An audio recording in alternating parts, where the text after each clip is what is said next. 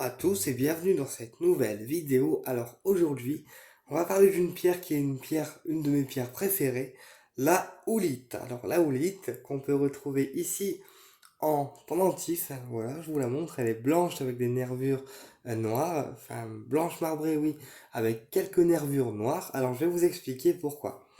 Alors la oolite déjà c'est une pierre blanche, donc vous doutez bien qu'elle travaillera donc sur le mental, donc sur le côté mental. Donc la houlite va travailler uniquement, enfin pas uniquement, mais en grande partie, en fait, sur le cerveau et le côté mental. Donc, la couleur blanche, déjà, c'est une couleur qui apaise le mental, comme le rayon blanc de l'archange Gabriel qui apaise le mental.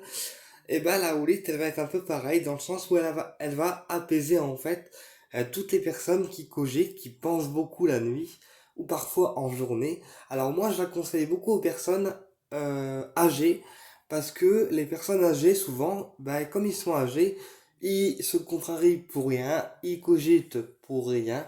Alors après, même les personnes d'un jeune âge, parfois, ben, c'est un peu pareil comme moi. Je sais que la houlite, c'est une pierre qui m'est indispensable parce que ben, je suis quelqu'un qui cogite beaucoup, qui pense beaucoup, qui cogite beaucoup la nuit à sa vie, à lui-même aussi parfois. Enfin, je suis quelqu'un qui pense beaucoup à lui-même, à ce qu'il a pu faire dans sa vie et qui fait un peu le bilan de sa vie le soir. Donc du coup, la houlite, pour moi, elle est utile parce que je suis quelqu'un qui cogite beaucoup. Et en fait, la weed, c'est une pierre qui évite en fait de cogiter, qui évite la surexcitation, donc les personnes qui sont excitées, mais qui peuvent aussi être énervées intérieurement, voilà, qui à l'intérieur ils bouillonnent, et bien la weed va éviter en fait de ressentir ce côté bouillonnement, et elle va éviter au cerveau d'être en surchauffe. Alors, on peut l'utiliser également la nuit pour dormir sous l'oreiller, voilà, mais moi je préfère l'utiliser en pendentif parce qu'encore une fois c'est en contact avec le plexus et du coup je trouve que les pierres en pendentif c'est mieux parce que c'est un contact direct avec vous et avec la peau. Alors la houlite elle peut aussi avoir parfois beaucoup de nervures noires en fait, surtout quand elle est en version en fait bracelet, parce que elle va ressentir la nervosité de la personne qui la porte. Voilà pourquoi elle aura de plus en plus de nervures noires au fur et à mesure que l'on la portera, parce que elle va ressentir en fait la nervosité que la personne elle a. Que ça soit de la nervosité physique ou de la nervosité qui va être plus intérieure, dans le sens où on va bouillonner en fait. Voilà. Mais la houlée, c'est une pierre qui équilibrera en fait l'esprit, parce qu'elle permettra à l'esprit d'être plus posé, d'être plus calme, et surtout d'être centré uniquement à l'instant présent. Euh, c'est pour ça que moi qui ai du mal en fait à ne pas cogiter, à ne pas mentaliser les choses, j'utilise beaucoup la houlite en fait pour ça. Et je la recommande également aux personnes qui veulent se concentrer, donc les personnes qui sont dispersées, qui veulent se concentrer, notamment en période d'examen ou à l'école, auquel cas on peut l'associer à la turquoise, parce que la turquoise est une pierre bleue qui permet la concentration au niveau des examens, elle détend également les nerfs, et en ce sens, on pourra parfaitement l'associer à la houlite. Voilà, puisque elle aura ce côté concentration renforcée. On peut également l'associer à l'améthyste, la houlite, parce que l'améthyste c'est une pierre violette.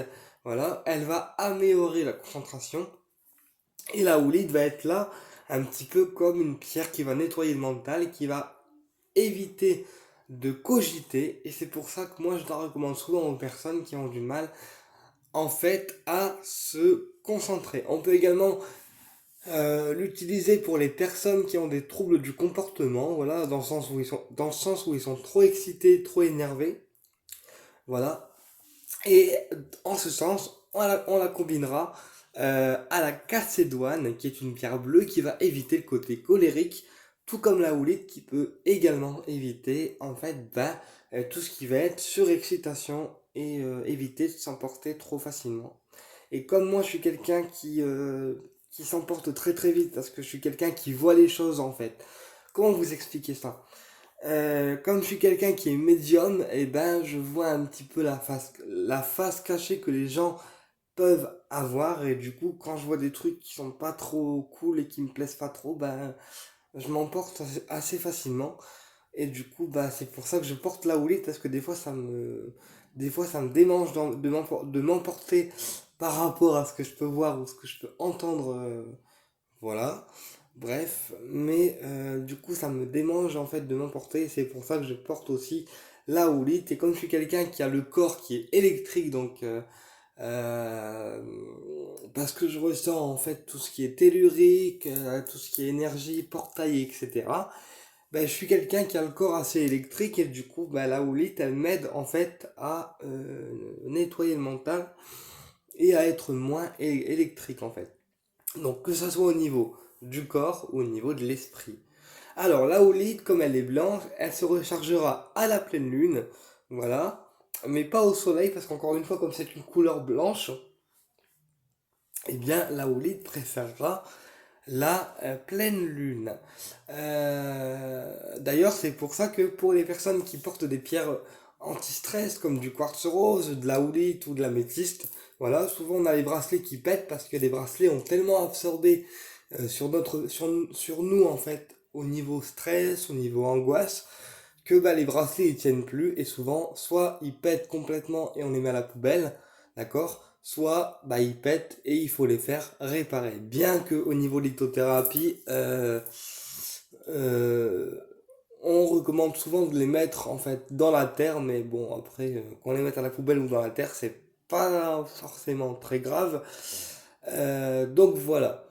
Eh bien écoutez, j'espère que cette vidéo vous a plu, et je vous dis à très bientôt pour une prochaine vidéo. Au plaisir de vous retrouver.